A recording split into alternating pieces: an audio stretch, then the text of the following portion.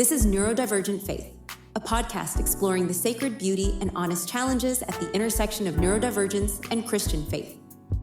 Whether you're neurodivergent yourself, or a friend, family member, ministry leader, or seeker hoping to understand more, you're in the right place. Here we speak plainly about mental health and spirituality. We name the stereotypes and misunderstandings that still show up in our churches. We ask hard questions and resist pat answers. We listen to the lived experiences of neurodivergent Christians. Here we learn and grow together. Your host, Josh Davis, is autistic, ADHD, a spiritual director, and an ordained pastor.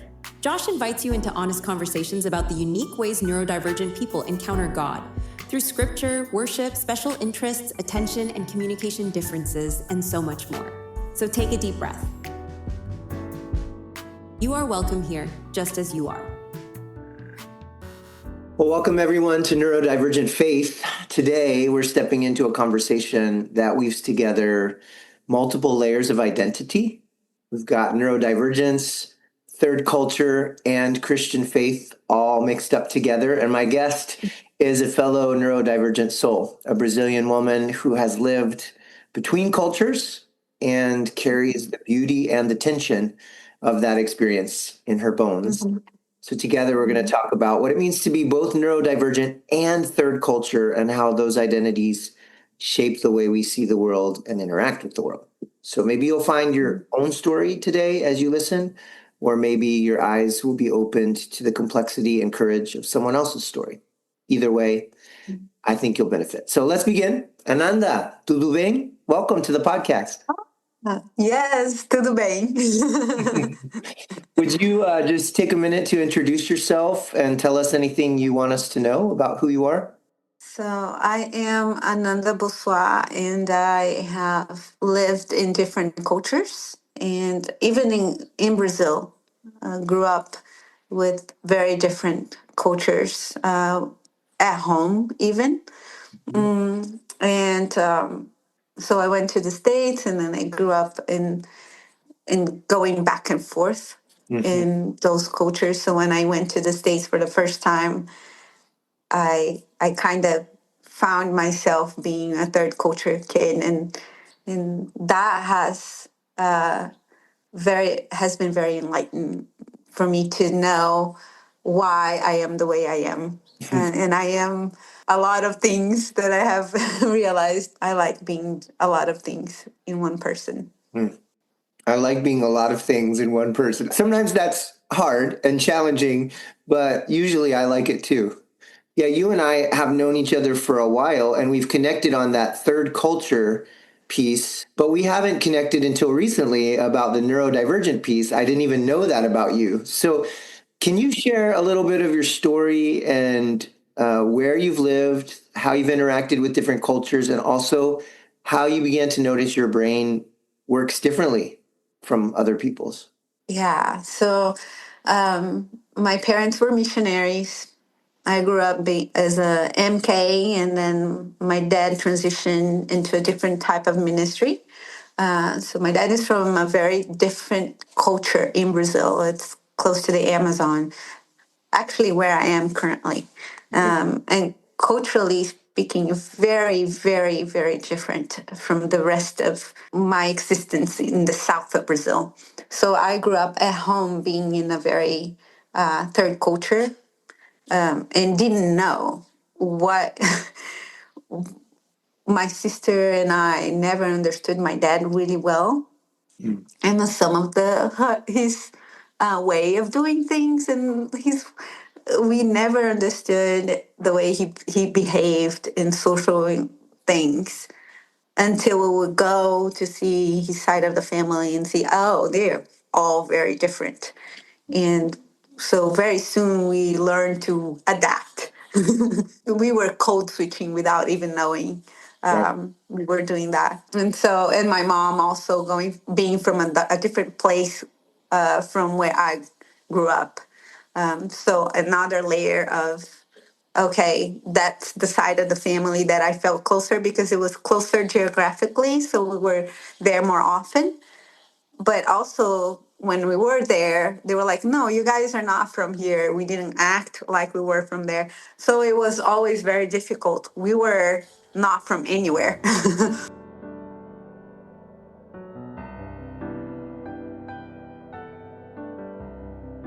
When I go to my dad's side of the family, I act a certain way.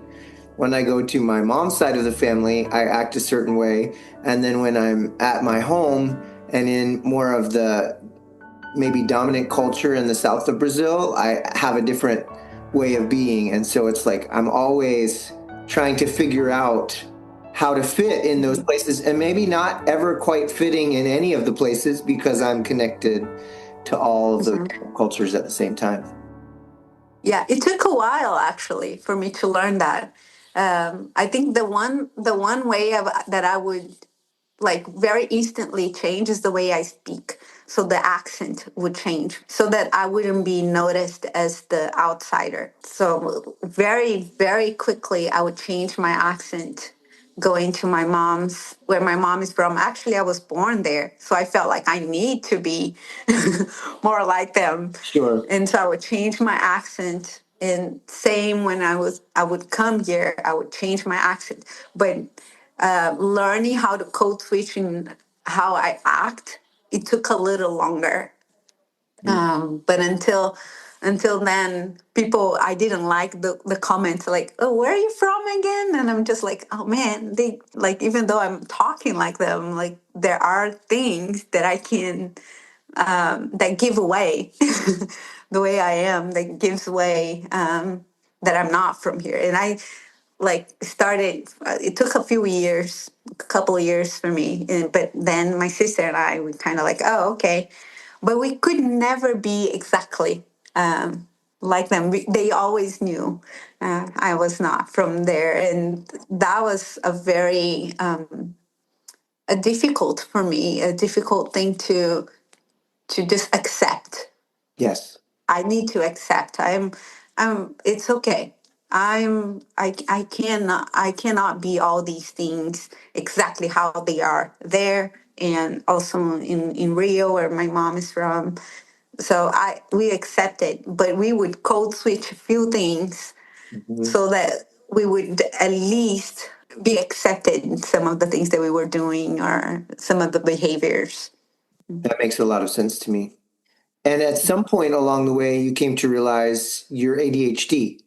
Can you Yes. tell me about that? Like, how did you come to realize that about yourself? Actually, I was very recently diagnosed. It was last year, but I think about when was it? Maybe about 10 years ago that I realized, oh, I my brain doesn't work the same way other people's brain work. Mm-hmm. I grew up like as a child, as a teenager, having a lot of difficulties in school, as you can imagine, with ADHD, attention, like Right. being distracted very easily, and so I knew about that, and my mom would see it, but I acted. I mean, I've learned to mask so many things because of culture that I could mask that without even knowing, right? I'm trying to adapt.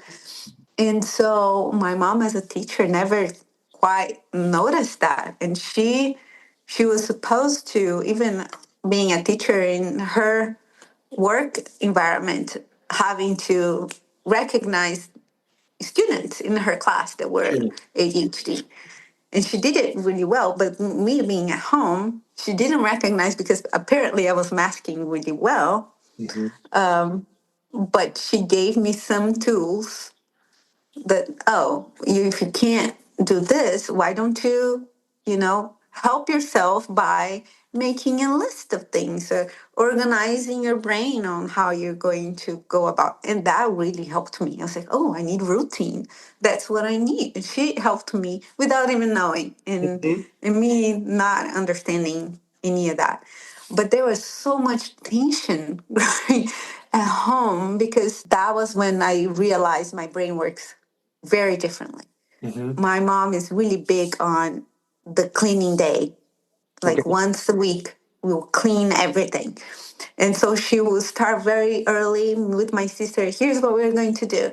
You take care of this, we'll take care of this, and then later we'll help each other. Well, if I'm doing this now, but then I'm getting distracted on the way. And they were like, you haven't finished yet? I was like, well, I get distracted here. And they were like, how can you just couldn't finish? Like, we already finished. Now we're on the time to help each other. Mm. And then my sister would ask me to help her, and I'm helping her doing that, what she asked. Then my mom would ask me, I would just leave it there and go back. And so they couldn't understand why you're just leaving things unfinished Yes. instead of finishing them and then just going. And they were like, they would tell me, like, you're just running around like chicken without head, Yes. trying to finish and not finishing anything. You're like, how can you do this? And I couldn't. I was just always like, I don't know. Can you just tell me one thing? Don't interrupt me because I'm easily distracted. And then you come. And they were like, I don't understand that. 10 years ago, we realized, oh, your brain is just like interruptions in while you're doing a task is just terrible for you. So and we would make fun of it. Like it was just not a bad thing. We were recognizing how my brain worked, but I realized that I couldn't see other people like that. So it was just I'm easily distracted. I lose things all the time. Procrastination, it was a big thing. And I couldn't realize why I was the way I was. And there was a lot of shame related to that. I'm trying not to. Yeah. But about 10 years ago, no, even more, I think, about 15 years ago, we recognized that my brain was different. Mm. We just didn't know what it was. Mm-hmm. What I thought is that my brain works differently, but I still need to work on my brain to work in a certain way. Uh-huh. Yeah. That's a very common assumption, right? Especially because the dominant culture and the dominant narrative says this is the right way for a brain to work. And if your brain doesn't work this way, something needs to be fixed. And I even heard as you were talking, like, I can't finish things, procrastination, I forget things. Like all of those are negative frames for ADHD, the ADHD brain. And I get how all that shame can kind of come along with that, even though it sounds like in your family, they weren't actively shaming you. They were curious and they were helping you understand your brain, but you can still internalize these messages of shame. Something is not okay about the way my brain thinks. Yeah. Yeah, they were at the beginning. They were not really just trying to understand. I think that they were just frustrated Frustrating. that I Yeah, was not doing. They were trying to help me, so sure. they would get frustrated. Okay, what helps for you? But later, yes, they. I think we all together realized, oh, my brain is just different. But how can I make my brain Yeah. work like everybody else's? And that's never going to happen, right? Because God created your brain in a different way. And that's beautiful. And learning how to work with it is the hardest thing, I think, because we have to detach from those shame messages and we have to see ourselves differently. And Mhm. that can be a real challenge. I'm thinking about what we were talking about a few minutes ago with masking and code switching. One of the things I've noticed is that if someone is neurodivergent and they are also in between cultures, like I've experienced this myself, I'm both American and Dominican. And so when I'm with American people and they're like, well, he's not exactly like us, they just kind of blame it on my Dominicanness. And when I'm with my Dominican friends and they're like, well, he doesn't quite fit. They blame it on my Americanness. But part of what's happening is not just cultural. Part of what's happening is my brain is different, but it's kind of hidden in those scenarios because I don't assimilate fully to any one culture. So I was just thinking about that for yourself, even like as you're moving in between these different cultures as a kid, how also that could have helped hide your neurodivergence for a while, because there wasn't one set of cultural expectations. There were actually multiple sets of cultural expectations happening at the same time. Does that make sense? Mhm. Yes, yes. I can see it in a way for me is how I try to work with the way my brain is. Hmm. So, like culturally speaking, my dad's culture and even Brazil in general is more a collective culture. Hmm.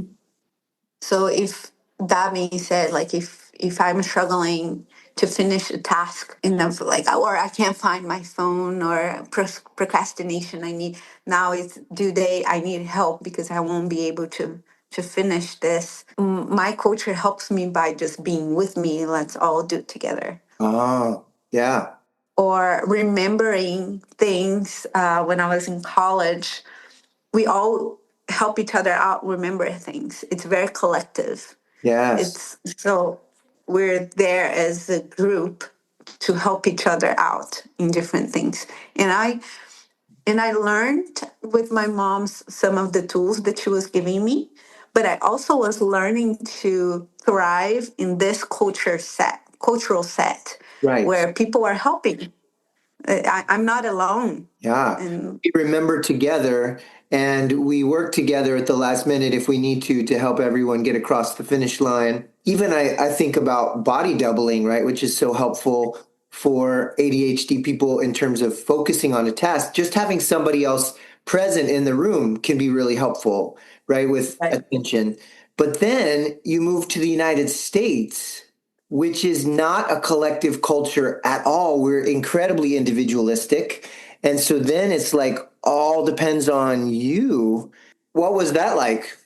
That was hard. Well, I don't think I realized that much until I was completely in a very American culture. Okay. So it wasn't until actually 2 years ago that I realized that because the first time when I moved to the U.S., I was very involved in the Indonesian culture, and they're highly collective. We do everything all the time together.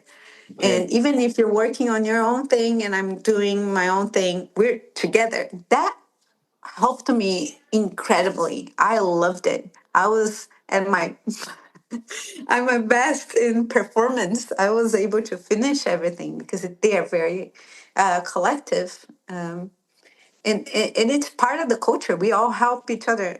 Whereas in my culture, we help each other, but I need to ask, "Hey, can you help me?" Mhm. There, they are just there. I don't even have to ask. They're just doing. Hey, I recognize you're doing a lot, and I can say, "Yeah, I need to finish this." They just jump in. Mhm. So I just loved it. It was very similar to Brazilian way of coping with my way of my brain functioning, but it was easier even because it was even more collective. And then I moved to DC, and I was in a church that also had a Brazilian culture, Brazilian church functioning there, and the Brazilians there were there together. We help each other. So I didn't really recognize what was happening until I saw myself. Oh no, this is how it is, and you figure things on your own. And knowing culture, I could see what that's the problem when you learn about cultures. You understand what they are asking of you, Sure. and this is not bad, this is good. It just brought a lot of shame to me because I just couldn't do it. And Mhm. I couldn't blame on them because I understood that they were just giving me the freedom to just do things my own way at my own pace and all of that. But my brain is just not working well, and I don't have the way I cope my whole life. with it was just having a support group. I started to mention, I think I have ADHD. That was 2 years ago. I started looking for, and they were like, well, there are ways for you to cope. So and so coped with it. And I couldn't understand why I didn't learn how to cope. But you had learned how But to cope. You had learned how to yes, cope in a different cultural setting. And exactly. it sounds too like the more collective culture, whether that's Brazilian culture or Indonesian culture, is actually more accepting of the ADHD brain um, than an individualistic Western American culture.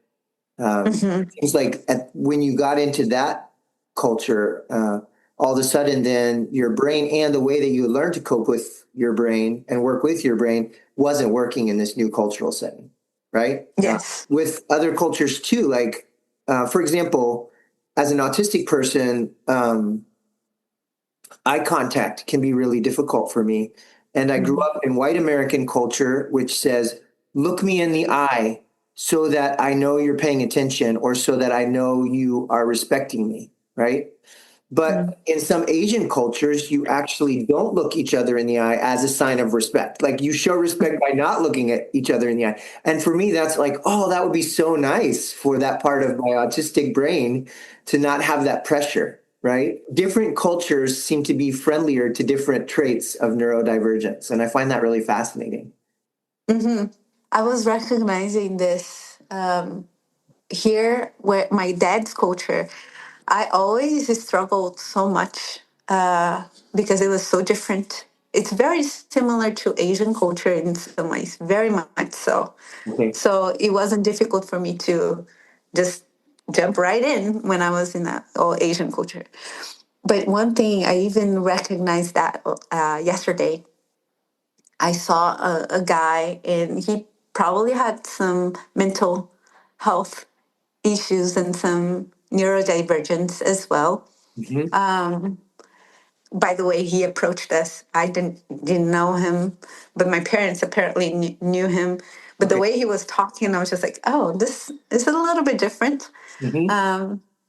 And and then my parents talked to me. Oh, we all call him this way. That's how he is. It's okay. And that's one beautiful thing about the culture here. Once they know that that's how you are and who you are, this is who you are, Hmm. and they just want to. You're still part of us. It's so collective, Hmm. and we all connect with you in a different way because you're different, and that's who you are. Hmm. It's very beautiful. I enjoy that a lot. I like that so much. Yeah. We talked a little bit about code switching and masking, and they actually seem really similar to me. Like, because I had studied crossing cultures and third culture-ness before I understood my neurodivergence, I see masking is a kind of code switching. It's like, well, I know what's expected in this space that I'm supposed to look a certain way, I'm supposed to sound a certain way, I'm supposed to present a certain way. And so when I go into this space, that's what I do. What happens when you're not only code switching culturally, but you're also masking your brain function at the same time? Like, what's your experience been of that? What have you noticed? I realize not to do that anymore. I just say I just realized that better to say it how I work. But when I think I was just hiding myself a lot. Mm. I tried to show up to certain. It's funny. I think with the third culture way of code switching and masking, I realized that I could just show the part of myself that is closer to you. And Yes. the other part of myself, I can just let it on the side, right? Yes. It's honest because I'm showing you a real part of myself, but I'm not showing you all these other parts of myself that don't fit with who you are or fit with this culture that I'm engaging with. Yeah. Hmm. And I think that the with masking my ADHD brain was the same way. I Mm. was trying to okay, let me not show this to you. I don't want you to see this part of my brain, and of who I am, actually. Because then you start putting like, that's how I am. I am like that, and I can't change it. And I don't know how to change. I haven't been able to change this. Let me just hide it from you as much as I can. And a lot of times I was able to, but with the losing my keys, losing my phone, and that I can't mask. It's just I just lost it. So what I try to do was just not be with people sometimes, which is kind of sad, enough for them to see that, because I realized that if I would be for a long period of time or staying close enough, they would start to see that. Mm. So I started to just like not be too close to people, be with them for as long as I can, but not too close, because then they, even though I'm trying my best, those little things will start to come out and they will see it. And that was kind of isolating. I can imagine. I hear that, like just withdrawing from social situations where some of those aspects of your ADHD might become more apparent to people. And I hear you saying you were hiding your ADHD from people, but I actually think you were only hiding certain aspects of your ADHD because you are a very creative person. You are a very Mhm. spontaneous person. You also pursue novelty and new things, and you create new things. And all of those things are connected to your ADHD brain. And you are showing those because people appreciated those. And you found a space as a worship pastor, as a worship director, to express some of those. So it was like, I'm just going to show you the parts of my brain that I think will be appreciated, and I'm going to hide Mhm. parts of my brain that I think might be a problem or might be distressing to you.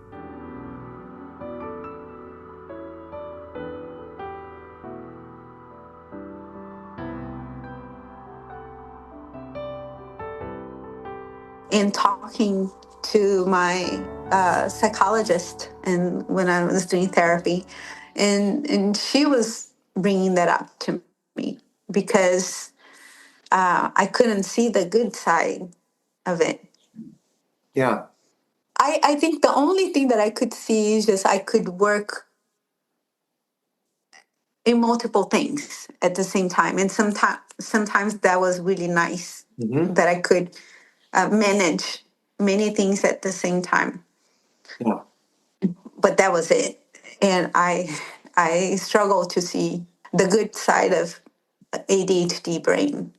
I mean, good side. I don't like saying that, but the I, accepted. Sure. Right. No, I get it. I know that's not what you're saying at the essence, but that's how we think about it sometimes. It's like, well, there's a good side and there's a bad side, right? Hmm. These days, I'm seeing myself more as a full package, and if I bring myself to a situation, then people are getting the full package of me, and that means that I bring these things that they'll probably really appreciate a lot, and I also might bring some things that require some support or encouragement or some patience or something else, and I'm beginning to be more and more okay with that. But for many Hmm. years, like you, I just showed people all of the strengths of my Hmm. neurodiverse brain, and I tried to hide all of the things that I thought were weaknesses. Hmm. When do you feel the most free to be your full self, your neurodivergent, multicultural, full self? When I am known and I am trusted and loved, Mm. then it's easy, because even though I do something that they don't understand, or they're like, again, Hmm. you lost your key again. How are you going to get in your car? Hmm. Or I didn't do it on purpose, or some of those things. People trust my heart Mm. because they know me, and or they love me anyways. It's that won't change. when I feel loved and known and trusted, I know I can be myself. I don't have to hide because they will love me regardless. They will trust my heart because they've known me. So yeah, those are very key things for me.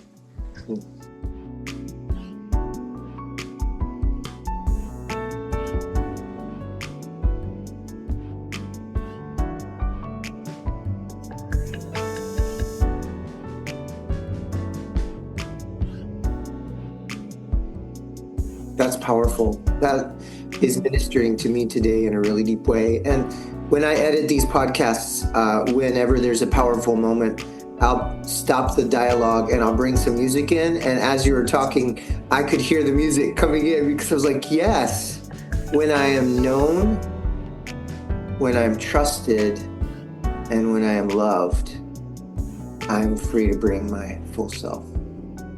Mm-hmm. That's what I want for everyone in the world.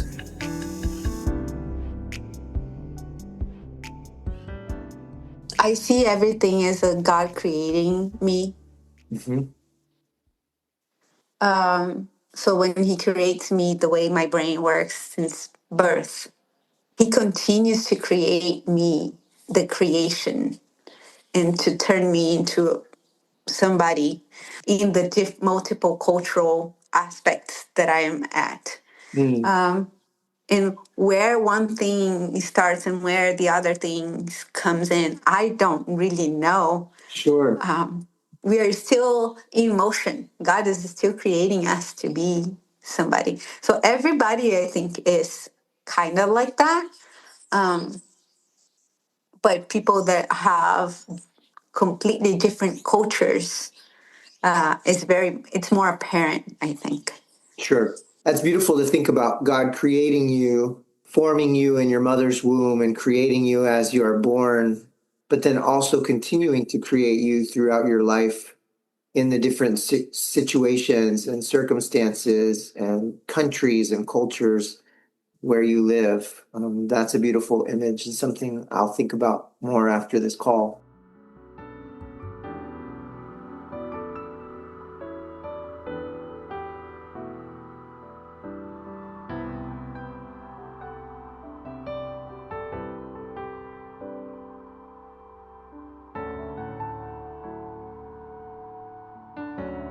There is a certain culture to the ADHD brain, and there's a certain culture to the autistic brain. Some people use the definition of culture, a very simple definition of culture, the way we do things around here, right? So if that's your definition of culture, then the way the ADHD brain does things and thinks about things and experiences the world is different from the neurotypical, quote unquote, neurotypical brain. And same for autistic brain. It's like, well, no, I actually value different things because I'm autistic. I actually do things in different ways. I speak in different ways. I communicate in different ways, all because I'm autistic. So I have this autistic culture and I have this Mhm. ADHD culture, so to speak, but I'm living in a dominant culture, Yes. which means that at some spaces, I'm at odds with either my personal culture or the dominant culture, right? Which connects to me to my bicultural experience being American and Dominican. I can see some similarities there. I don't know what helped me with what, because even at home, I was dealing with different cultures. Right? My dad and my mom, completely different. But maybe my brain also was already different from when I was a kid. Yeah, I was very active when I was a kid, extremely active when I was a kid. As being ADHD, that's sure. very common, not everybody. But I don't know if that helped masking that part, helped me with the cultures and being okay with, oh, I need to do this way here because this is what they accept. Tone down. Tone down. Mm. You had already learned how to tone down yourself as an ADHD Brazilian girl, right? But then when you come to the United States and are in white American culture, for example, you already know how to tone down yourself. So you're going to tone down your ADHD and you're going to tone down your Brazilianness, right? Yes. That makes sense. What gifts do you notice at the intersection of being neurodivergent and third culture? Like, what do you see as the strengths or the gifts of having that unique combination inside you? I realized that I can be very empathetic. Mm, I'm already empathetic as a person. yeah. I cry very easily. I just entered into somebody's and I feel with them. It's just very and I think that being different, you learn how to be with somebody in a way that it's comforting to them.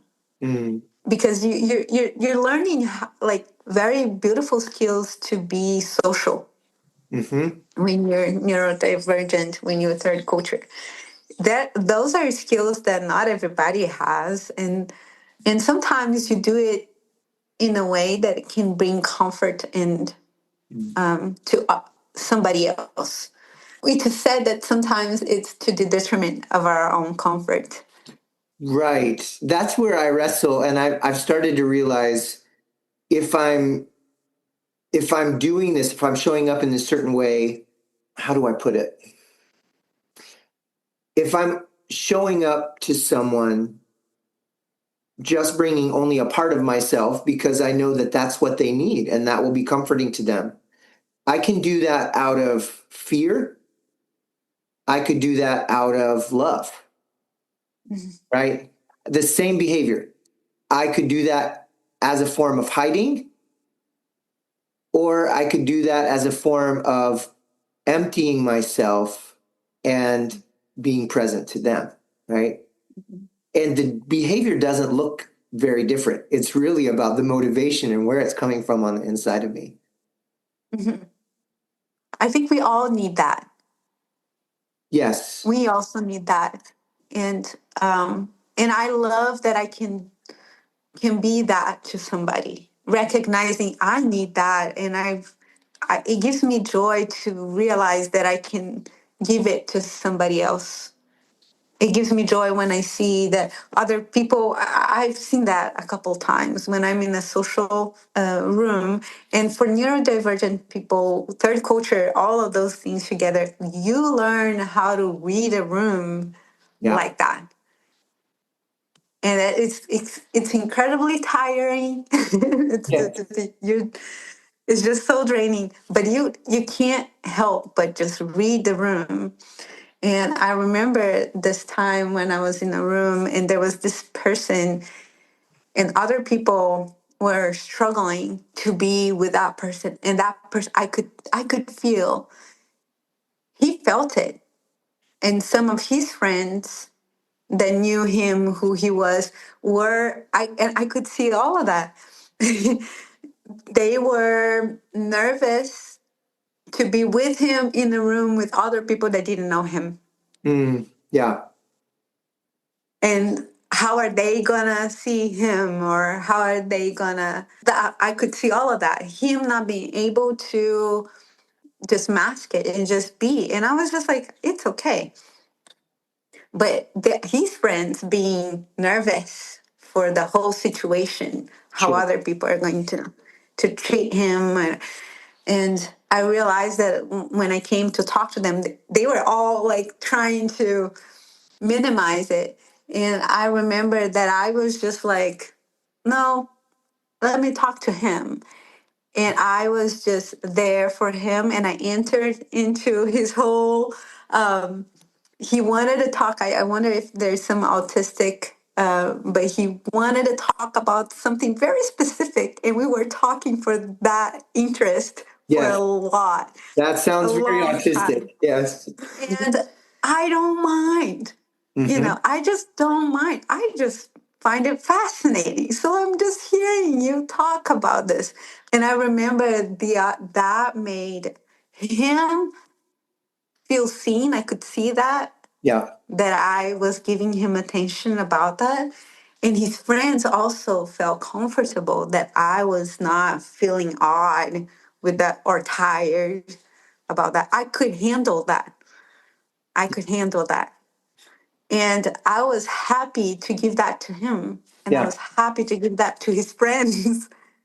And I was happy for myself because that whole situation was just a lot to handle. And I was able to just bring it all down just by Mhm. being able to be there. And I love that about myself. We need to find those people for us, though.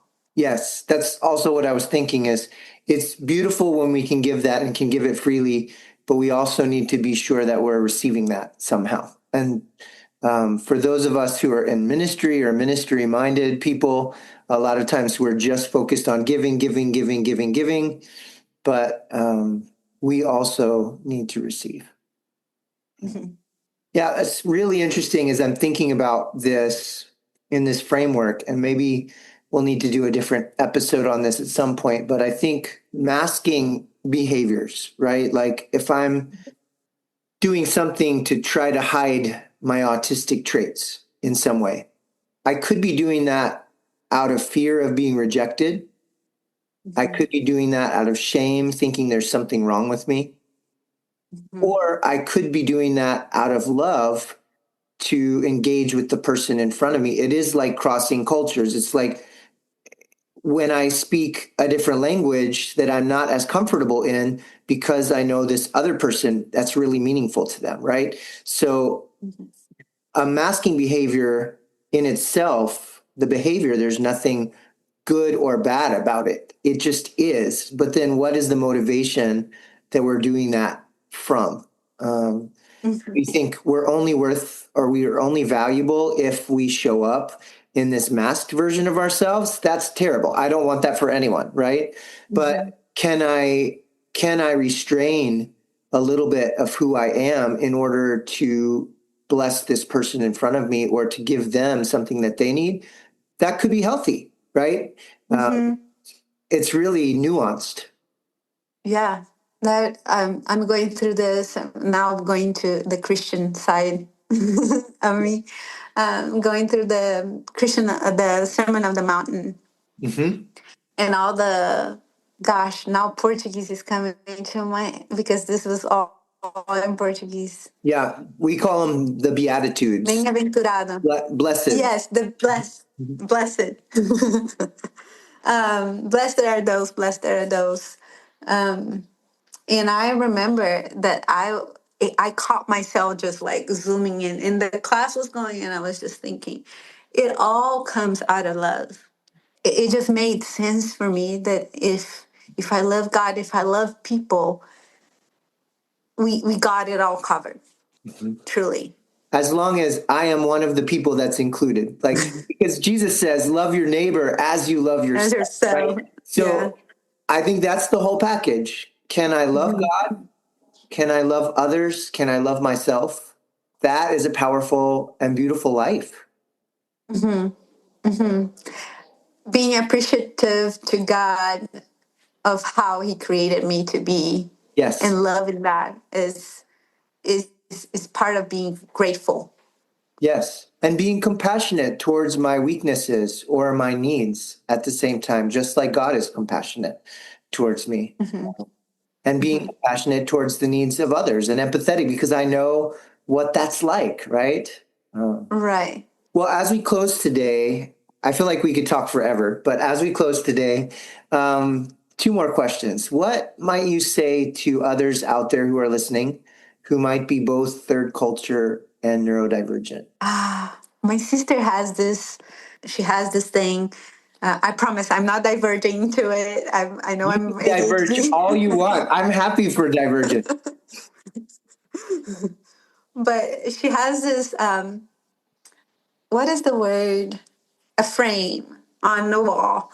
It says entrego, aceito, confío y agradeço. Entrego, Yes. like I offer or I deliver, Hmm. right? I Hmm. accept. That's the second one I Hmm. heard. Yes. What was the third one? Confío. I trust. Hmm. And then the last, Agradeço. I'm thankful or I give Hmm. thanks. Hmm. Those are the words that I've been thinking a lot. Hmm. I've been thinking a lot about thinking about life and how God is creating me through circumstances, so through all the places that God is bringing me as He continues to work in the creation of who I am, Yes. and surrendering it to God and really accepting. I think, you know, even though when He created who I was in the womb, in my mother's womb, and He continued to work that to accept the creation from that beginning until now, Hmm. where I am now. Even if now I'm still trying to figure out. Now I've learned about my neurodivergence. Now I'm learning how to be in this in between, knowing and learning how to deal with it. I accept it because that's all part of God's creation of who I am, and I trust God in this process of creation, and I thank God for what He's creating. Those are daily reminders for me, for my own health, to calm my nerves in this process of who He's making me to be. And getting to the last word is very important. So every single thing is important. Being thankful, and we can only be thankful for something that we appreciate. So going through all of that, we appreciate that, we accept that, we trust God, and now I am able to just be thankful. And I'm going through that, and I think those are the words that I want to share with those who are going through the same path. Thank you for that. And lastly, what would you say to church leaders who have third culture and neurodivergent people in their congregations? Any words of encouragement or wisdom? Yeah. Empty yourself. And I know that this is a harsh word for church leaders because we are always giving so much. Mm. So we always, as a church leader, we're always giving. We're always having to be in that state. But sometimes we have that feeling that this is what we should be doing. This is how we should be doing. Mm-hmm. And that how might not be how somebody else functions. Yeah. And being okay letting that go if we want them there. Yeah. It's already so hard for neurodivergent people. And I know some need to learn to be in society. It's a give and take, Sure. right? We're all giving. But it is really hard for neurodivergent people because it's a sea of other people who work in a different way. And we might have other people, but the structure of how we do things might not be welcoming. Yeah. Good word. I think I'd like to close just with a blessing, and then, we'll sign off from there. But I just want to bless you, Ananda, and I want to bless those who are listening. May you know that you are loved and trusted and known. And may that give you freedom to be yourself in the world. May you surrender to the one who loves you perfectly and knows you best. Mm. May you accept who God has created you to be and who God is creating you to be. Mhm. May you trust that God's heart is for you and God is working all things together for your Amen. good. And may you overflow with thanksgiving because of all of those things that I just mentioned. That's what I want for you and for those who are listening and for myself today. Mhm. Thank you so much for being with me and having this conversation. No, thank you. I really appreciate for the trust in me. You're very welcome. And it was delightful. I enjoyed every minute of it. Me too. Thank you for joining us here at Neurodivergent Faith, a space where you don't have to mask or explain, where your real questions are welcome and your presence is enough. If today's episode stirred something in you, if you felt seen, challenged, or comforted, we'd love for you to share it with a friend, leave a review, or simply linger with it a little longer. You are fearfully and wonderfully made in God's image. May you know that full well.